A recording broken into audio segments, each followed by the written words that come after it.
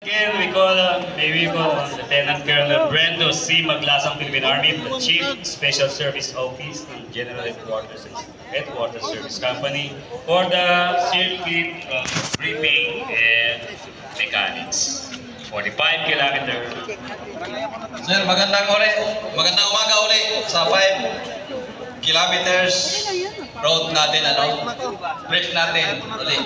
From here, makikita natin dyan sa screen, from your position, palabas tayo rito, then kakanan, U-turn tayo doon sa Old Sijas, then heading towards Upsline or Gate 2, then U-turn, pabalik, harap ng St. Ignatius, right turn, heading towards Gate 5, then turn right, heading towards Dasa Park. Then right turn, left turn. Straighten natin yung sesap.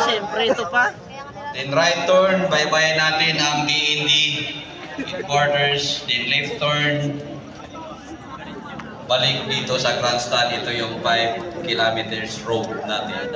Pero pagdating nyo doon sa gate, kukuha kayo ng isang tali. Isang tali lang sa 5 kilometers. Then lahat naman yan ay may mga water point stations. Tatlo yan. Dyan sa may CRS. Sa may part ng SND quarters. Then dito sa CSAP. Then hahatakin naman kayo ng MP. So if in case of emergency, so maraming nagmo-monitor sa atin na makakatulong sa atin. Nandiyan yung ating support personnel.